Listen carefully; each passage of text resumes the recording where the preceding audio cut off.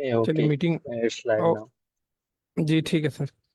किसी का कोई जनरल क्वेश्चन हो जीआरई के हवाले से तो पूछ सकते हैं। वैसे हम क्वांट डिस्कस करे थे कल, चैप्टर 5 पे थे हम, तो उसी को कंटिन्यू करेंगे। मैं स्क्रीन शेयर करता हूँ जब तक।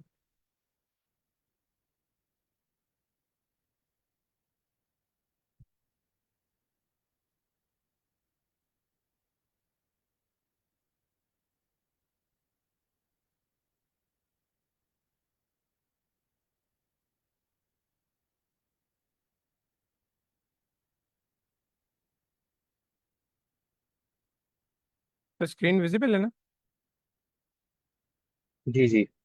इसी तरह। ठीक है, चैप्टर 5 हमने स्टार्ट किया हुआ था, जिसमें लास्ट टॉपिक जो हमने कल डिस्कस किया था वो परसेंट चेंज के हवाले से था, कि अगर परसेंट कोई चेंज हो रही हो, इंक्रीज या डिक्रीज आ रहा हो किसी वैल्यू में, तो हम उसे कैसे डील करते हैं। इसमें फिर हमने ये दो चीज़ें पढ़ी थी।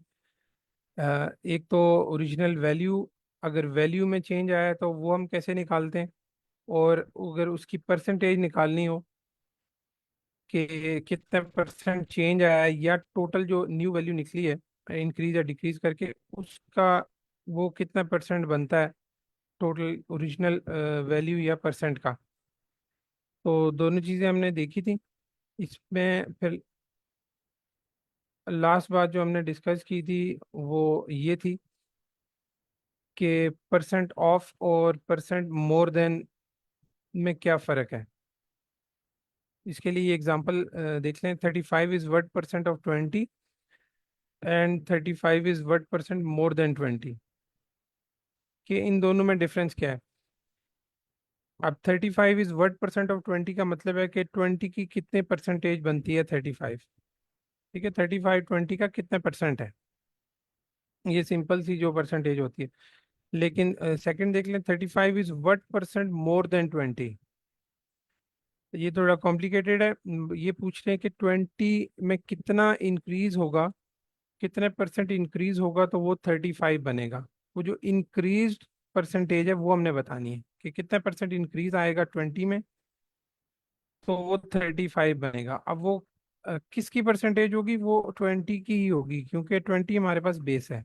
हमने ऊपर पढ़ा था कि THAN, ये जो देन है, देन के बाद जो भी वैल्यू आती है उसको हम अपनी बेस वैल्यू कंसिडर करते हैं। ठीक है, तो आप इसी की परसेंटेज देखेंगे कि 20 की कितनी परसेंटेज हो इंक्रीज, तो वो 35 जाके बनेगी। अब ये आंसर नीचे दिए हुए हैं। The answer to the first question is 175। मतलब कि ये जो 35 है ये 175% है 20 का, जो फर्स्ट स्टेटमेंट है ये वाली। अब सेकंड स्टेटमेंट में the answer to the second question is 75, since 35 is 75% more than 20। अब यहाँ पे वो बता रहे हैं कि ये जो 35 है ये इस 20 से 75% मोर है। मतलब 20 का 75% अगर उसमें ऐड करें, जो कि अगर 20 का 75% लें तो वो 15 आता है, तो 20 में जब 15 ऐड होगा तो वो 35 आएगा। तो 75% मोर देन 20 है। तो क्वेश्चन में भी ऐसा दिया होता है, फिर उसको जब आपने इक्वेशन या एक्सप्रेशन में कन्वर्ट करना है, तो वो इन वर्डिंग को देख के आप अगर करेक्ट करेंगे तभी आप करेक्ट आंसर भी निकाल सकेंगे।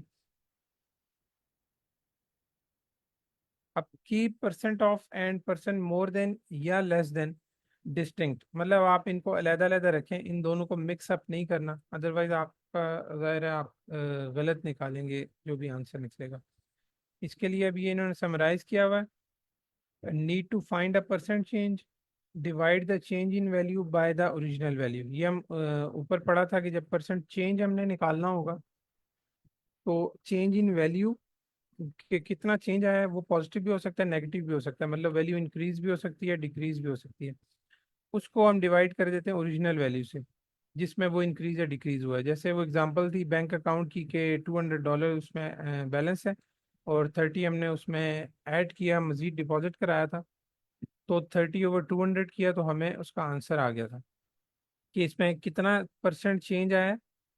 जो ओरिजिनल वैल्यू थी हमारी 200, इसमें 15% चेंज आया है, 15% इंक्रीज आया है। अब need to find a new value from the percent change and the original value. ऊपर वाले में जैसे हमने परसेंट चेंज निकाला, अब नीचे वाले में वो वैल्यू कह रहे हैं कि वैल्यू निकालें अगर, कि वैल्यू कैसे निकलेगी न्यू वाली।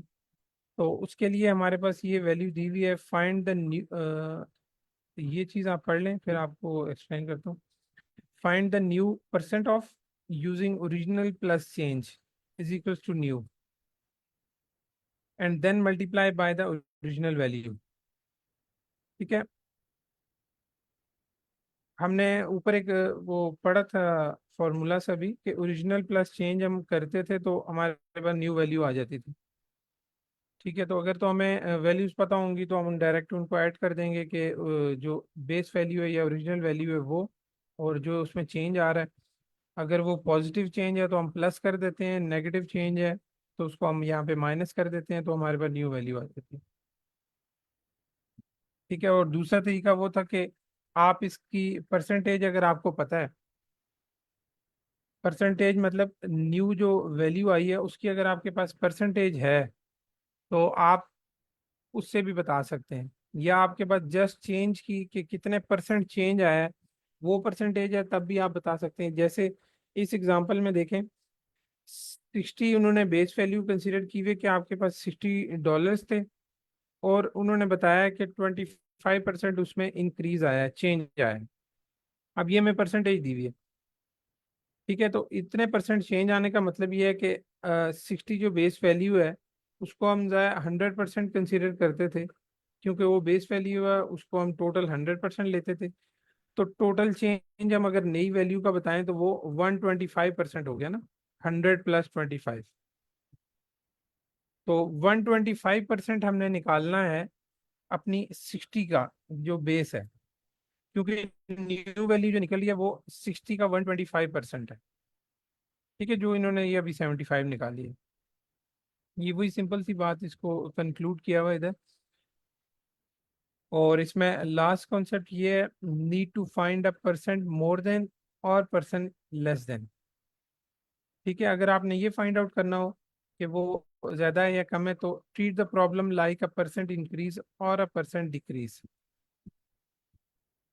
कि $230 is what percent more then 200। ये तो अभी हमने ऊपर भी डिस्कस किया है। तो ये हम इजीली निकाल सकते हैं कि परसेंट चेंज कैसे है। ये मोर देन या लेस देन की बात जो है वो यहाँ पे जो हमने परसेंट चेंज का, वो ये और ये सेम ही चीज़ है कि आप ऊपर चेंज की वैल्यू रखते हैं और नीचे अपनी बेस वैल्यू रखेंगे तो आपके पास परसेंटेज आ जाएगी कि वो कितने परसेंट चेंज हुआ है उसमें। अब ये एक एग्जांपल है, what is the percent decrease from 90 to 72। अब इसको भी सॉल्व करने के दो तरीके हैं, आप में से अगर कोई बताना चाहे तो प्लीज।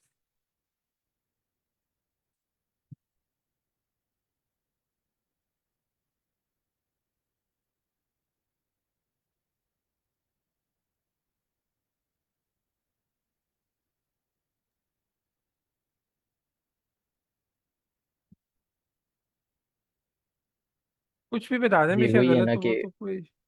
जी जी। ये वही होगा ना कि मतलब ओरिजिनल को उससे करेंगे, न्यू को ओरिजिनल से फिर वो करेंगे, डिवाइड करेंगे। सर न्यू वैल्यू तो माइनस होके आई है ना। जी जी। पहले तो हम इसमें देख फिर यूं लेंगे कर कि लेंगे इसमें ना 90, हाँ, चेंज 90 कितना प्रो आया फिर ना। माइनस करके फिर चेंज वैल्यू देखेंगे कितना है। बिल्कुल। जी बिल्कुल।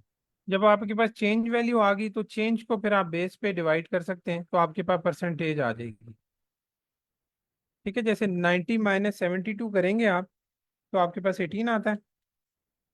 ठीक है। आपको पता चल गया कि 18 उसमें चेंज आया है, और ये इन्होंने बताया हुआ डिक्रीज, तो हमें पता है कि ये माइनस हो रहा है। तो अब आपने जस्ट इसकी सिर्फ परसेंटेज निकालनी है कि वो 18 कितने परसेंट था 90 का।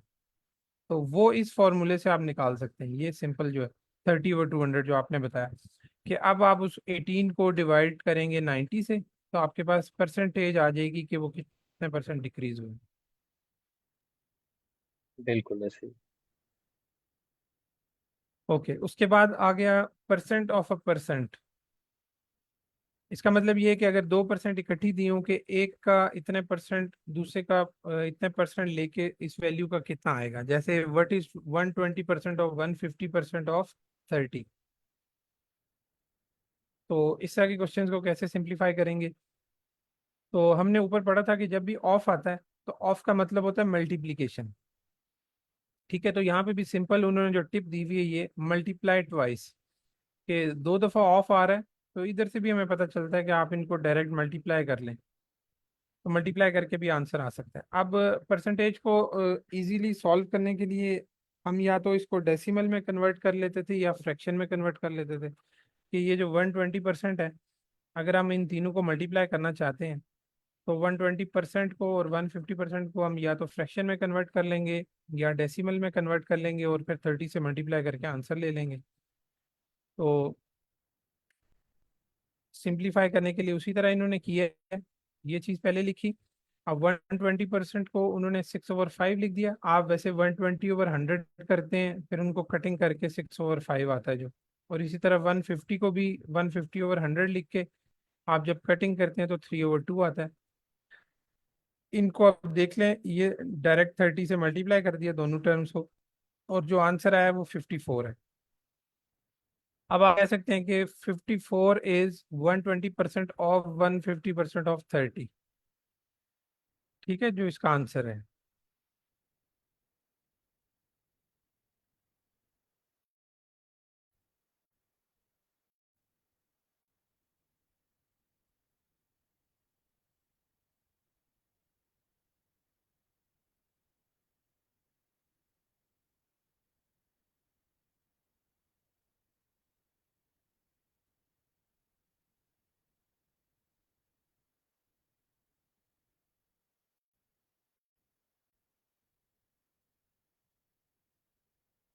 अब ये दूसरी एग्जांपल देख लें। The price of a share originally $50 goes up by 10% on Monday and then by 20% on Tuesday. What is the overall change in the price of share issue? What is the overall change in the price of a share in dollars? अब वो वही overall change पूछ रहे हैं कि कितना change आएगा इस वैल्यू में। और दो परसेंटेजेस हमें उन्होंने दी हुई हैं कि पहले वो 10% इंक्रीज हुई उसकी शेयर की प्राइस मंडे को, और उसके बाद 20% इंक्रीज हुई ट्यूसडे को। तो दो दफ़ा इंक्रीज हुई है, हमें पता है कि दो दफ़ा उसकी परसेंटेज आ गई। तो उसको भी हम उसी तरह जैसा ऊपर हमने ये चीज़ निकाली थी, व्हाट इज़ 120% ऑफ 150% ऑफ 30, इसी सेम तरीके से मेथड से हम इसको सॉल्व करेंगे। कि आप या तो पहले परसेंटेज को सिंप्लीफाई कर लें या डायरेक्ट इनको 50/100 लिख के आप उसकी जो ओरिजिनल वैल्यू थी 50, सॉरी, इन दोनों परसेंटेजेस को पहले सिंप्लीफाई करना चाहें तब भी, और नहीं तो डायरेक्ट 100 से डिवाइड करके आप इससे मल्टीप्लाई कर सकते हैं 50 से, ये इस तरह। तो आपके पास आंसर $66 आ जाएगा। और $66 ही इंक्रीज, जो $66 है, ये वो हमारे पास आ गया टोटल इंक्रीज वैल्यू। ठीक है। अब उन्होंने हमसे क्वेश्चन में पूछा था कि ये कि what is the overall change in the price, कि प्राइस में चेंज कितना आया है। ठीक है, जो हमने 66 निकाला है ये उसकी परसेंटेज आई है कि इंक्रीज के बाद उसकी प्राइस क्या होगी। ये हमने न्यू प्राइस निकाली, ये चेंज नहीं निकाला अभी। ठीक है, पहले मतलब $50 था, 10% इंक्रीज हुआ और उसके बाद 20% इंक्रीज हुआ, तो उसकी प्राइस होगी 66। अब हमने सिर्फ अगर चेंज बताना है तो हम न्यू प्राइस में से ओल्ड प्राइस माइनस करेंगे, तो वो हमारे पास चेंज आ जाएगा। अदरवाइज ये हमारे पास न्यू प्राइस उसकी आ जाएगी। तो हमसे चेंज पूछा था इसलिए हमने इनको माइनस कर लिया। अब नीचे ये देख लें, एक क्वेश्चन ही दी हुई है कि notice that the change is not 30% of 50 which is equal to $15। ठीक है, जैसे यहाँ पे हमें परसेंटेजेस उसने पूछी थी, एक 10 के 10 इंक्रीज हुआ और दूसरी दफा 20% इंक्रीज हुआ। अगर इन दोनों परसेंटेजेस को आप ऐड करें ये 30% बन जाता। तो वो ये कह रहे हैं कि आप डायरेक्ट परसेंटेजेस को ऐड करके 50 का 30% नहीं ले सकते। ठीक है, वो गलत तरीका है। मतलब आपने दोनों को अलहदा इस तरह लिख के मल्टीप्लाई करना है, तब आपका आंसर करेक्ट आएगा। अभी वैसे तो हमारा चेंज $16 आया है, और इसका आंसर ऐड करने के बाद $15 आ रहा है। मतलब बहुत क्लोज है, लेकिन आंसर गलत है। ये जैसा लिखा हो, the answer will be approximately right, के तकरीबन सही कह सकते हैं, लेकिन वो क्लोज है, लेकिन प्रिसाइजली रॉन्ग। कि अगर आप एग्जैक्ट वैल्यू को देखें तो वो फिर गलत है। ठीक है, तो आपने परसेंटेजेस को कभी भी ऐड नहीं करना, 10 और 20 को ऐड नहीं करना, बल्कि उनको इस तरह ओरिजिनल वैल्यू से मल्टीप्लाई करके आपने वो वैल्यू निकालनी है। अब ये उसी कॉन्सेप्ट को इन्होंने समराइज किया है, हैव सक्सेसिव परसेंट चेंजेस, कि अगर रिपीटेड आ रही हो परसेंटेजेस, तो multiply the original value by the new percent for both percent changes.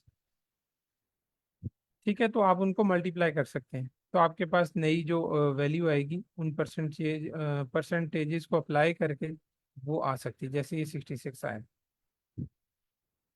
अब ये check your skill, what is 80% of 75% of 120।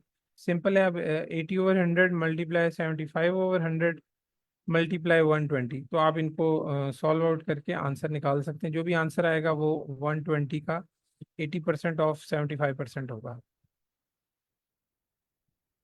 आप तक किसी का अगर कोई क्वेश्चन या कुछ पूछना चाहे तो पूछ सकते हैं।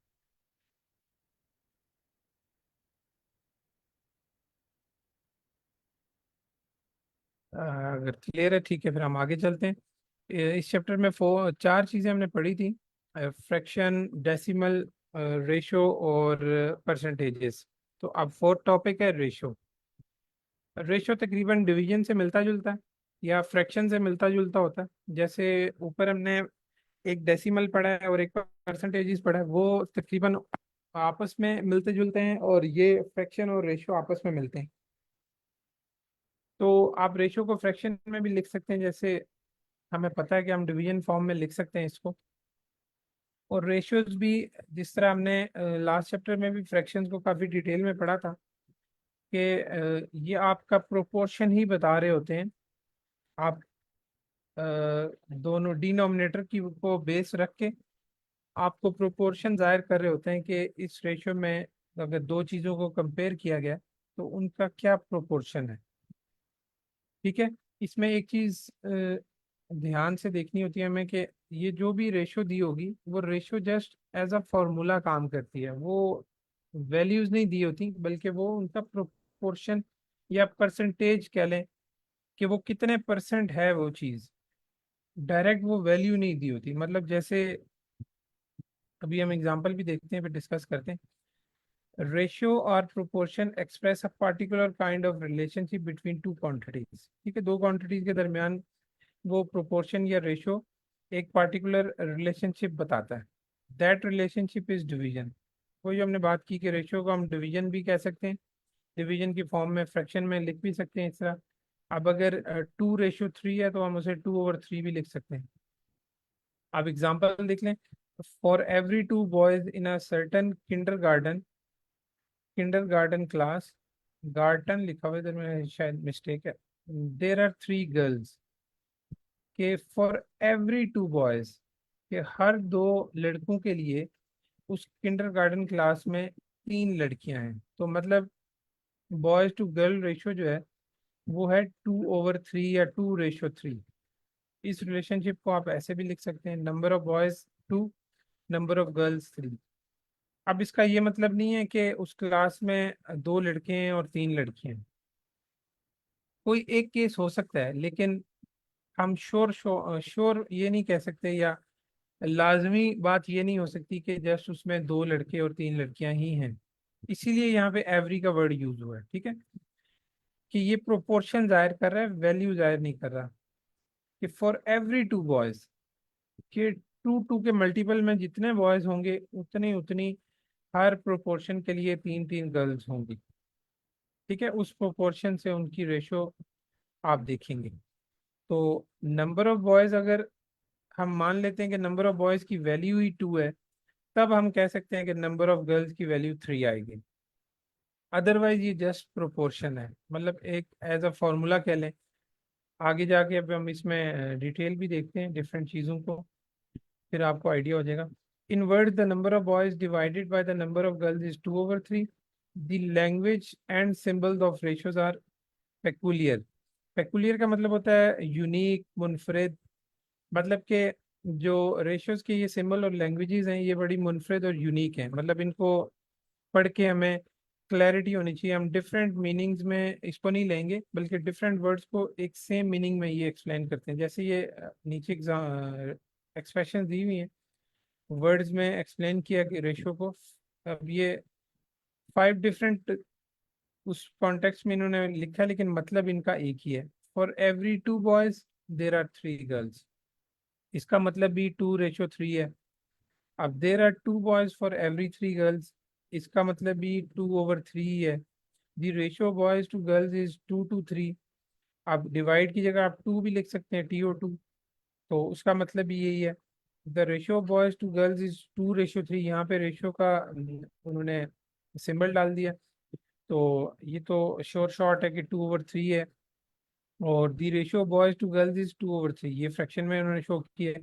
तो इन सब का मतलब एक ही है। None of this mean there are only 2 boys and 3 girls in the class. अब ये वही बात है कि ये वैल्यूज नहीं है, ये जस्ट प्रोपोर्शन है। तो इसका ये मतलब नहीं है कि जस्ट वहाँ पे 2 लड़के और 3 लड़कियां ही हैं क्लास में।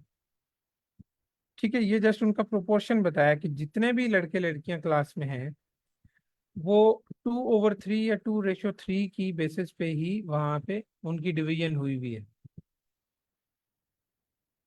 अब अब ये पॉसिबल केसेस वो बता रहे हैं इसी रेशियो की बेसिस पे कि there could be 2 boys and 3 girls in the class.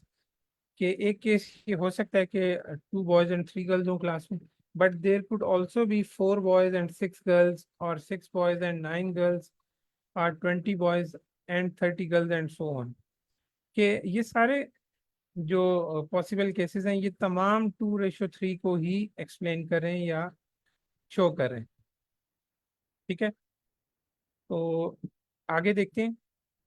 Ratios में लिखने के लिए उन्होंने कुछ प्रिकॉशन दी हुई हैं कि आप इसमें फुल फॉर्म यूज करें। जो भी चीज़ डिफाइन हुई हुई है, जैसे बॉयज एंड गर्ल्स है, तो आप इसको बी और जी शॉर्ट फॉर्म में इस तरह नहीं लिखते, ताकि इस 2B का मतलब हमें लग रहा होता है कि ये बी को 2 टाइम्स हमने लिखा है, जैसे कॉफिशेंट लिख के हम एक्सप्लेन करते थे। तो इस तरह की कोई चीज़ नहीं लिखनी जिससे कंफ्यूजन पैदा हो। आप इसको पूरे वर्ड से एक्सप्लेन करते हैं या लिखते हैं, ताकि आपको समझने में भी आसानी हो और गलती ना हो।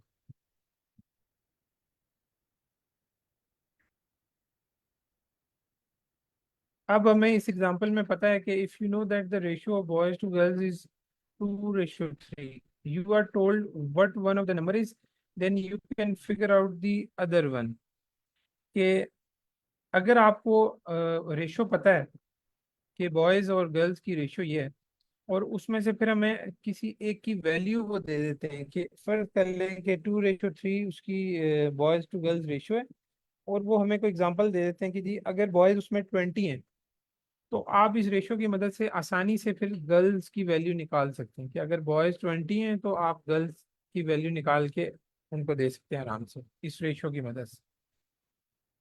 अब ये एग्जांपल है। For example, if you told that there are 15 girls, then you can figure out there must be 10 boys since.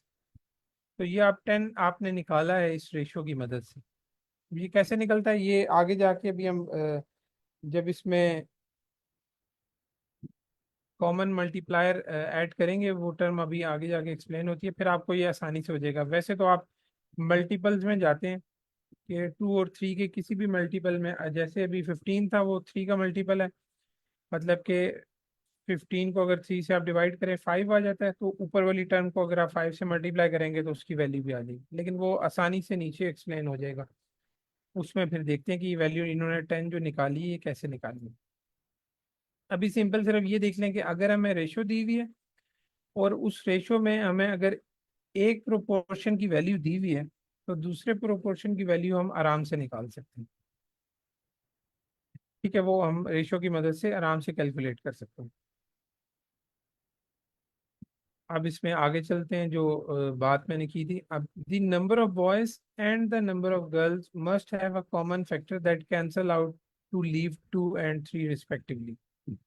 मतलब कहने का ये है कि आप बॉयज और गर्ल्स की अगर रेशियो 2 और 3 है, तो आप यहाँ पे कोई भी वैल्यू ले लें 2 और 3 की जगह, उसकी जो एंड रिजल्ट होगा कटिंग करके, वो 2 और 3 ही आना चाहिए, तब वो रेशो अपना फुलफिल करेगी कंडीशन को कि वो 2 over 3 रेशो है।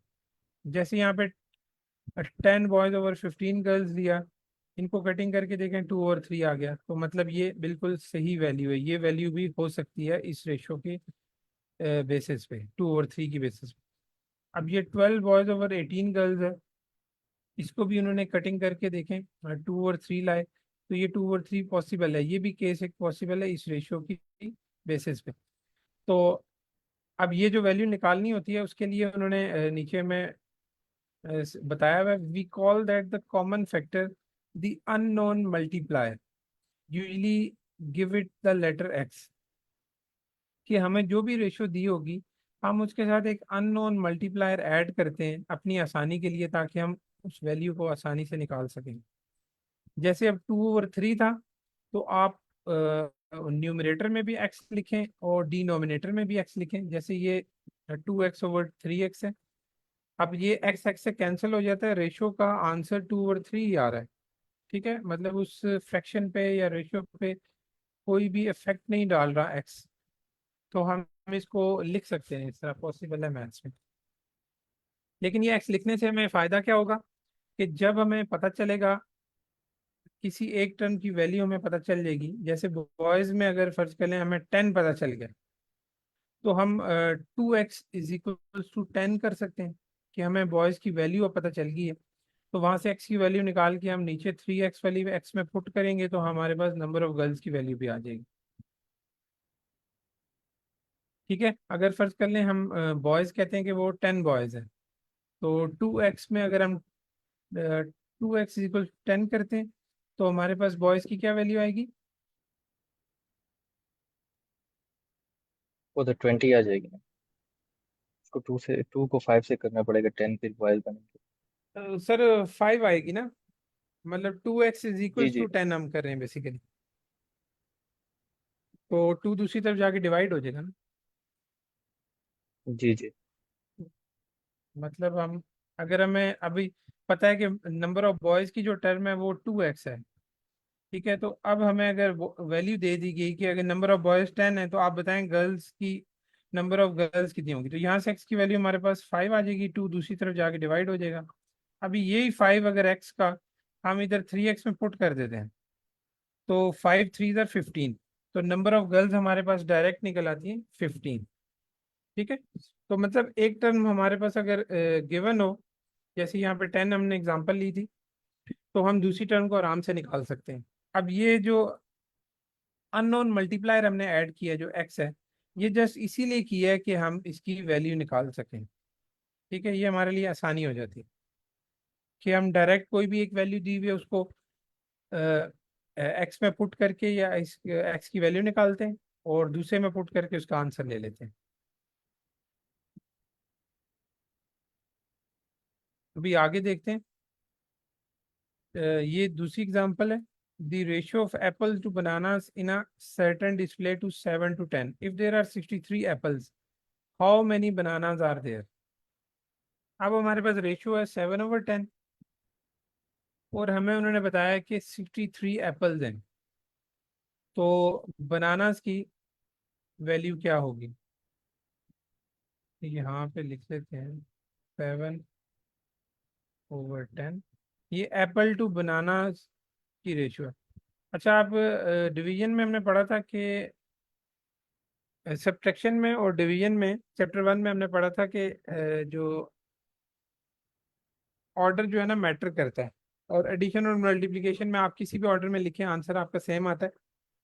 तो ये रेशियो भी डिवीजन है, तो इसमें ऑर्डर बड़ा मैटर करता है। मतलब एप्पल टू बनानास की जो रेशियो है वो बनानास टू एप्पल की जो रेशियो है उससे डिफर करेगी, वो डिफरेंट चीज़ है। ठीक है, तो इनमें ऑर्डर आपने देखना है कि एप्पल टू बनानास लिखा हुआ है क्वेश्चन में, the ratio of apple to bananas, तो वो 7 to 10 है। अब एप्पल्स ऊपर आ रहा है, हमें पता है कि वो 63 उसकी वैल्यू दे दी गई। हम इसमें अननोन मल्टीप्लायर अगर ऐड करते हैं, जो कि एक्स लगाते हैं, तो एप्पल हमारे पास 7x है, जिसकी वैल्यू उन्होंने दी हुई है हमें 63। तो 7x = 63 करके आप x की वैल्यू ले लेते हैं, जो कि आती है 9 आ जाती है। 9 और यही 9 जब आप नीचे 10x में पुट करेंगे, तो x की जगह 9 आ गया, 10 9 90 आ जाएगा। तो हमें पता चल गया कि बनाना जो है वो 90 होंगे अगर एप्पल 63 है। 63/90। ठीक है, अब अगर आप इसको कैंसिल आउट भी करते हैं, ठीक है, तो कैंसिल आउट करके भी ये वैल्यू आपकी 7/10 ही आएगी। ठीक है,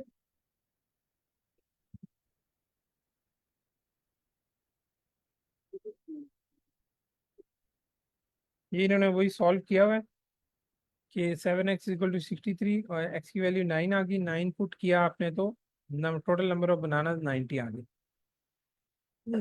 अब एक और चीज जो आगे जाके डिस्कस भी होगी, कि अगर हमें दो चीज की रेशियो दी हुई है और हमें ये भी बताया हुआ है, जैसे कुछ सिनेरियो दे देते हैं कि एक बास्केट है, उसमें इस एग्जांपल में अगर हम एक बास्केट ले लेते हैं कि एक बास्केट में एप्पल्स और बनानाज हैं, और एप्पल और बनानास की रेशियो 7/10 है। अब हमें उन्होंने क्लियर बता दिया कि उस बास्केट में सिर्फ एप्पल और बनानास ही हैं और कोई चीज़ नहीं। हमें पता है दो चीज़ें, तो उससे हम टोटल वैल्यू भी निकाल सकते हैं। कि फर्स्ट कर लें कि अगर हमारे पास एप्पल 7 है, हम 7 ही वैल्यू फिलहाल ले लेते हैं, और 10 जो है बनानाज हैं, तो उस बास्केट में टोटल चीज़ें कितनी होंगी, इनको हम ऐड कर सकते हैं ना, तो ये 17 आ जाएगा।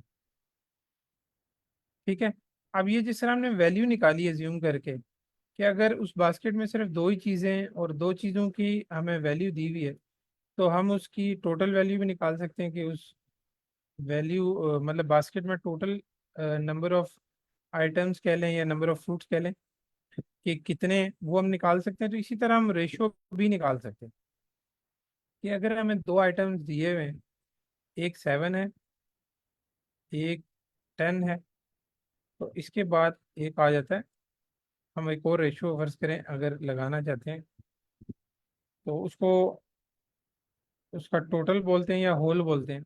तो इसकी हमने वैल्यू निकाली थी 7 10 की 17, तो आप यहाँ पे 17 भी लिख सकते हैं।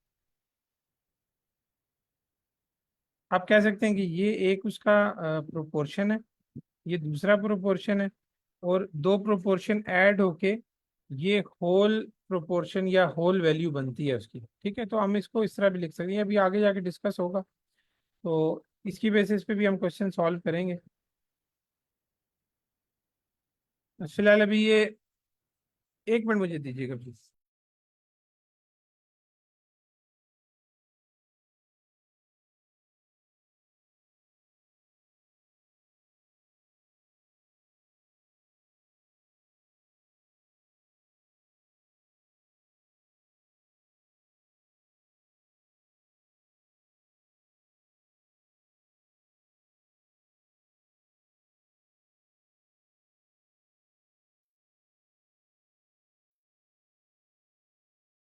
जी, तो अभी एक और एग्जांपल जो इन्होंने समराइज की हुई है वो अब देख लें। Since that the ratio of shark to dolphin is 3/10 या 3 to 10, और सॉरी 13, 3 to 13। तो अगर आपको इस तरह रेशियो का क्वेश्चन दिया हो तो आप क्या करते हैं, सबसे पहले write the proportion of sharks to dolphin as a fraction, कि हम उसी रेशियो को फ्रैक्शन में लिखते हैं, जैसे ऊपर हमने 7/10 लिखा था। अब ये 3/13 होगा, जो कि शार्क टू डॉल्फिन रेशियो है। ठीक है, right each quantity in terms of an unknown multiplier, फिर हम अननोन मल्टीप्लायर अप्लाई करते हैं। उसमें जो हमने एक्स लिखा था कि ऊपर भी एक्स लिख दिया, नीचे भी एक्स लिख दिया, जिस तरह ये इन्होंने बताया। अब हमें अगर कोई भी वैल्यू उसमें से दी होगी, अगर वो आगे बता देते हैं कि शार्क्स अगर फर्ज कर लें 100 हैं तो आप डॉल्फिन की वैल्यू बताएं, तो वो हम जस्ट एक्स की वैल्यू शार्क वाली टर्म से निकाल के डॉल्फिन में पुट करेंगे और आंसर ले आएंगे। या हमें डॉल्फिन की वैल्यू दे देते हैं तो वही चीज़ हम यहाँ से एक्स की वैल्यू निकाल के शार्क में पुट कर देंगे, तो ये इसका आंसर निकलता है। अब ये सिर्फ क्वेश्चन पढ़ लेते हैं। The ratio of blue marble to white marbles in a bag is 3:5. If there are 15 white marbles in the bag, how many blue marbles are there? कि ब्लू मार्बल्स की वाइट मार्बल से जो ratio है उस bag में, वो 3:5 है। कि अगर ब्लू 3 हैं तो वाइट 5 होंगे, ब्लू 6 हैं तो वाइट 10 होंगे। If there are 15 white marbles, अगर वाइट मार्बल्स 15 है तो ब्लू मार्बल्स कितने होंगे? हम पहले इसको 3/5 करेंगे, मतलब ये वाला स्टेप करेंगे, पहले उसको फ्रैक्शन में लिखेंगे, फिर उसके साथ एक्स अप्लाई करेंगे, अननोन मल्टीप्लायर। उसके बाद जिस भी टर्म की हमें वैल्यू दी हुई है वो वैल्यू पुट करके हम एक्स की वैल्यू निकालेंगे और दूसरी में पुट कर देंगे। ठीक है, यहाँ पे अभी हमें वाइट मार्बल्स की वैल्यू दी हुई है, मतलब जो डिनोमिनेटर में रेशियो है उसकी वैल्यू दी हुई थी 5x में 15। तो 5x = 15 होगा, तो उसकी वैल्यू जो भी निकलेगी वो निकाल के आप 3x में पुट करेंगे तो आपके पास ब्लू मार्बल्स की वैल्यू आ जाएगी। ये जिस सर ने करके बताया।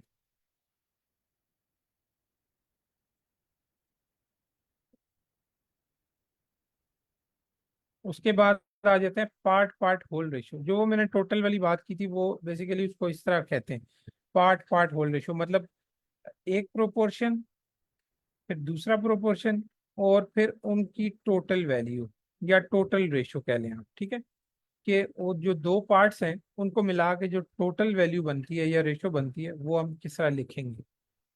अब एग्जांपल इन्होंने वही फर्स्ट जो हमने डिस्कस की थी बॉयज और गर्ल्स वाली वही ली है। If there are 2 boys and for every 3 girls in the kindergarten class,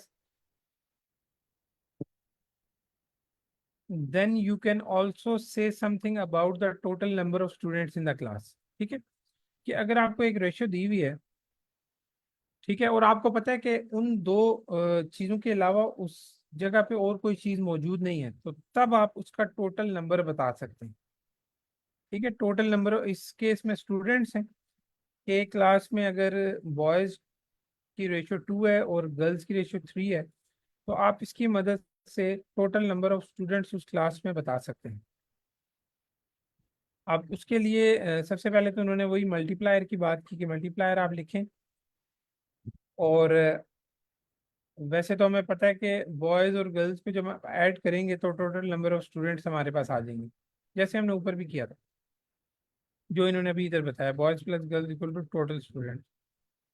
लेकिन इसका आगे रिलेशनशिप हम कैसे एक्सप्रेस करते हैं वो देखें। ये तो सिंपल उन्होंने बताया कि आप दोनों प्रोपोर्शन को ऐड करेंगे तो आपके पास होल वैल्यू आ जाएगी। इसी तरह उन्होंने ये बताया कि जो टोटल वाली आप वैल्यू लिखेंगे उसमें भी आप वो अननोन मल्टीप्लायर जो है वो अप्लाई करेंगे।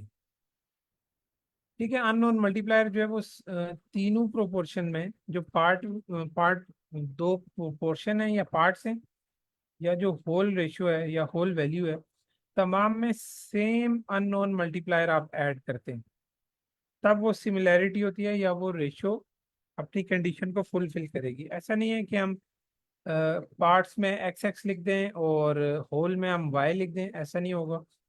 आप एक्स ही कंसीडर करेंगे तीनों में, तब जाके वो कंडीशन फुलफिल होगी। जैसे मतलब 2x है और 3x है, जब इनको हम ऐड करेंगे तो 5x ही बनेगा, 5y तो नहीं बन सकता। ये भी सिंपल समझाने के लिए। तो आपने हमेशा अननोन मल्टीप्लायर सेम अप्लाई करना है। और अब जिस तरह रेशियो की फॉर्म में हम लिख रहे थे कि बॉयज और गर्ल्स की रेशियो क्या है, 2:3 या 2/3। अब हमने आगे उसमें ऐड कर दिया कि उसकी होल रेशियो भी हम उसके साथ लिख सकते हैं। रेशियो का निशान डाल के होल रेशियो हमने लिखी, मतलब 2 + 3 = 5 हो गया, ये 5 आ गया। अब इस 3 वैल्यू रेशियो से हम क्या क्या एक्सप्रेस कर सकते हैं या क्या क्या हमें पता चलता है। ये तीन चीजें हमें पता चलती हैं पॉसिबल रिलेशनशिप्स, मतलब ये पहली टर्म का थर्ड से रिलेशन, सेकंड टर्म का थर्ड से रिलेशन, और फिर तीसरा हो गया इनका सेकंड और थर्ड का भी रिलेशन। ठीक है। अब पहला रिलेशन है बॉयज और गर्ल्स का, जो हम शुरू से पढ़ रहे हैं इसमें 2:3। दूसरा रिलेशन है फर्स्ट जो बॉयज की रेशियो दी हुई है उसका टोटल से रिलेशन, जो 2:5 है, कि ये 2 और ये 5, कि बॉयज टू टोटल स्टूडेंट्स जो रेशियो है वो 2:5 है। इसी तरह सेकंड टर्म जो है उसका रेशियो टोटल वैल्यू के साथ जो रिलेशन है वो 3:5 आ रहा है, ये वाला, कि 3 × 5, कि 3:5 के। तो ये टोटल लिखने की वजह से हमें ये तीन चीजें मजीद पता चली। ठीक है। अब furthermore you can determine percents of the whole, the 2:3 is ratio of boys to girls, guarantees are 2:5 ratio of boys to students. ठीक है। ये जो 2:3 है ये गारंटी दे रहा है कि 2:5 है बॉयज की स्टूडेंट्स के, मतलब टोटल नंबर ऑफ स्टूडेंट्स के साथ। ठीक है। जब हमें पता चल गया कि उसमें जस्ट बॉयज एंड गर्ल्स ही हैं क्लास में, तो फिर हम ये 100% गारंटी के साथ बता सकते हैं कि अगर गर्ल्स और बॉयज की रेशियो जो है वो 2:3 है, तो बॉयज की students total number of students के साथ रेशियो 2:5 हो सकती है, बिल्कुल होगी। और अगर आप परसेंटेज में दें, सिंपल वैल्यू अगर देखें, जैसे एक क्लास में जितने भी स्टूडेंट हो उसे आप 100% कंसीडर करते हैं। अगर आपको कोई ये बता दे कि इस क्लास में ये बॉयज़ एंड गर्ल्स हैं और बॉयज़ जो हैं वो 40% हैं, तो आप आराम से बता सकते हैं कि गर्ल्स 60% होंगी, तभी वो टोटल 100% बनेगा। तो ये भी उसी चीज़ को बता रहे हैं कि जब आपको एक वैल्यू शॉर्ट शॉर्ट पता चल जाए, और टोटल ज़ाहिर है आप निकाल सकते हैं, जब आपको एक रेशो दी होगी आप उसकी टोटल होल वैल्यू निकाल सकते हैं, और फिर उससे कंपेयर करते हुए आप उसको आराम से परसेंटेजेस में भी बता सकते हैं कि ये रेशो कितने परसेंट है, जो कि इस टेबल में इन्होंने थोड़ा सा एक्सप्लेन भी किया, कि अगर बॉयज और गर्ल्स की रेशो 1:1 हो इस केस में, तो आप उसकी जो टोटल नंबर ऑफ स्टूडेंट्स की रेशियो है वो इनको ऐड करके खुद ही निकाल रहे हैं, ये 2। अब इस 2 का मतलब ये है कि बॉयज़ की टोटल स्टूडेंट से रेशियो और गर्ल्स की टोटल स्टूडेंट से रेशियो वो 1:2 ही है, और 1/2 का मतलब 50% होता है, अगर आप परसेंटेज में लिखना चाहें तो। ये सिंपल है। इसी तरह अगर 1:2 है, तो इन दोनों को भी ऐड करके आप ये number total number of students निकाल लेते हैं, और इसकी बेसिस पे आप जब 1:3 करते हैं या 2:3 करते हैं, तो आप इसकी परसेंटेज भी निकाल सकते हैं इनको डिवाइड करके। ये भी कंप्लीट डिवाइड नहीं हो रहा, इसलिए ये सो ऑन में कंटिन्यूटी में लिखा हुआ है।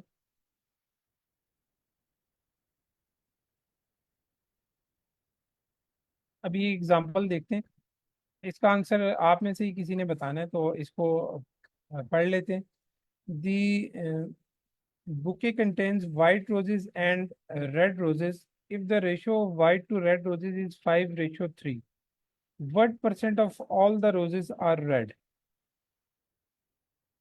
ठीक है, एक बुके है जिसमें वाइट रोजेज है और रेड रोजेज हैं सिर्फ।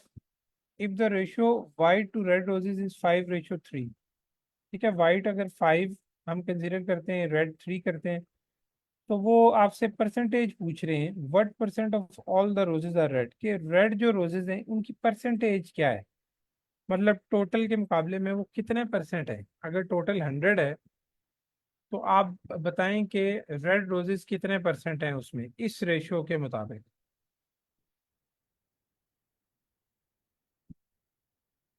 तो आप अगर इसकी रेशियो से होल वाली वैल्यू निकालें, होल रेशियो निकालें, तो 5+3 हो जाएगा, तो होल आपको पता है 8 आ गया। अब हमने बताना किसके बारे में, रेड के बारे में बताना है। तो रेड की होल के साथ क्या रेशियो बनेगी, 37 3:8 बने। जी 3:15, 8 बने। सॉरी 8 बनेगी। नहीं, हाँ सॉरी, 8 बनेगी। जी जी 3:8 बनेगी। तो यस। उसकी आप परसेंटेज निकाल सकते हैं। अगर 3:8 है या 3/8 है, उसको अगर आप डिवाइड करते हैं तो उसका आंसर क्या आएगा? 37.5%। 37.5%, बिल्कुल। तो हम बता सकते हैं कि 37.5% रेड रोजेस की उसमें परसेंटेज है। अब अगर हम वाइट रोजेस की निकालना चाहें तो आप 100% में से ये 37.5 माइनस कर सकते हैं। तब आपके पास वाइट रोजेस की परसेंटेज भी आ सकती है। और दूसरा तरीका ये है कि 5 को आप अगर 8 से रेशो लेके, जिस तरह हमने रेड की निकाली, आप वाइट की भी निकाल सकते हैं। नहीं तो आप टोटल में से 37.5 को माइनस करेंगे तो तब भी वाइट की आ जाएगी, क्योंकि टोटल हम 100% कंसिडर करते हैं, जो कि ये सर बता रहे हैं 62.5%। ठीक है, दूसरे की।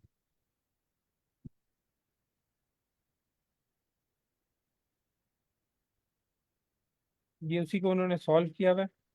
हम इससे अगली एग्जांपल देख लेते हैं ताकि थोड़ा और क्लियर हो जाए। If 20% of the animals in a zoo are skunks, what is the ratio of non-skunk animals to skunks in the zoo? स्कंक्स कहते हैं कोई वो एनिमल जो अपने मुंह से कोई ऐसी डिफेंसिव ऑर्डर या स्मेल छोड़ते हैं जो उनको प्रोटेक्ट करती है अपने प्रीडेटर से या दुश्मनों से। और नॉर्मली इसको मैंने देखा था नेट पे, तो ज़्यादातर वो कुलहरी चूहे से आ रहे थे कि वो इस टाइप में आते हैं। बाकी तमाम एनिमल्स को हम नॉन स्कंक भी कहते हैं, जिनमें आम हम शेर, चीता, हाथी, इस तरह के जो भी एनिमल्स हैं वो सब इसमें, मतलब 80 to 90% वो कहते हैं एनिमल जो दुनिया में है वो नॉन स्कंक कहलाते हैं। जो कुछ एनिमल हैं जो इस तरह की स्मेल या ऑर्डर छोड़ते हैं अपनी प्रोटेक्शन के लिए, उनको हम स्कंक कह सकते हैं। अब इनका वो रिलेशनशिप हमें बता रहे हैं कि if 20% of the animals in a zoo are skunk, अगर ये स्कंक 20% है, what is the ratio of non skunk animal to skunks in the zoo? ठीक है, अब आपको अगर 20% उन्होंने परसेंटेज में दिया है, तो परसेंटेज तो आपको पता है कि हम हमेशा 100% से ही कंपेयर करते हैं।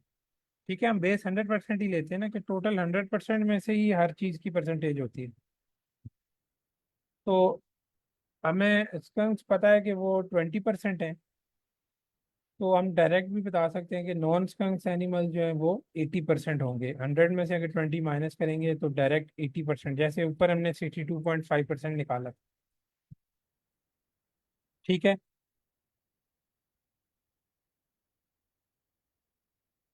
अब इसमें हम अगर रेशो की फॉर्म में लिखते हैं तो उसको हम इस तरह लिखेंगे 20:80:100।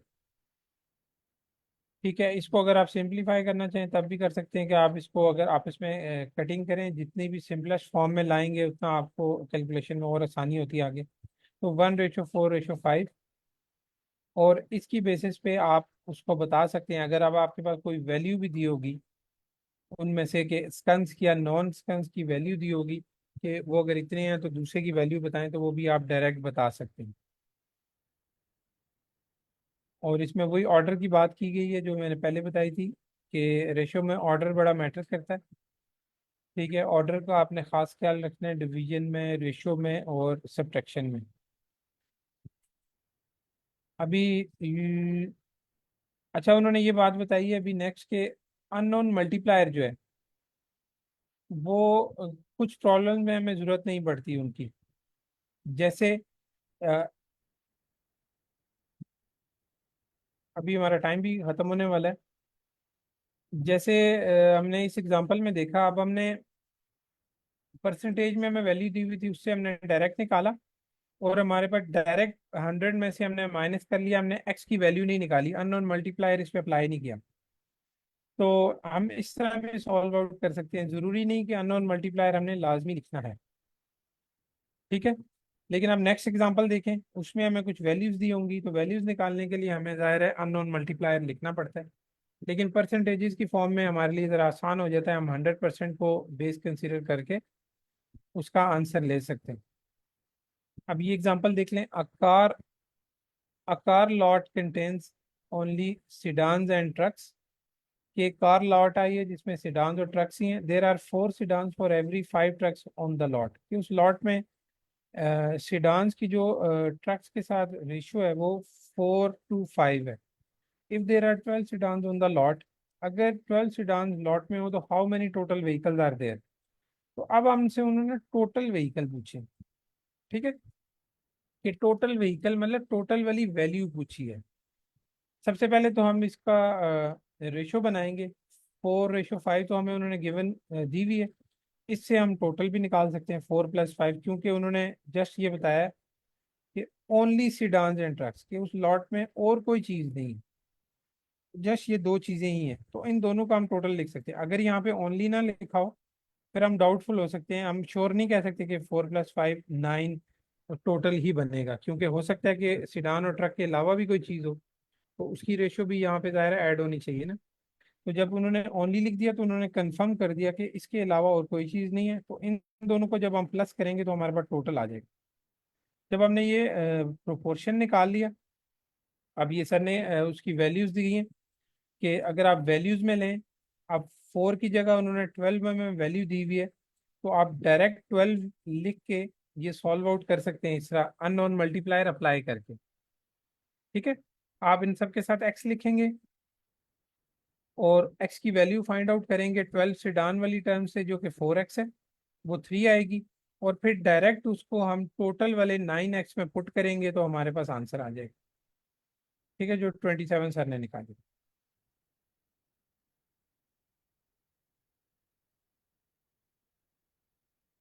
ये भी उसी चीज़ को रिपीट कर रहे हैं।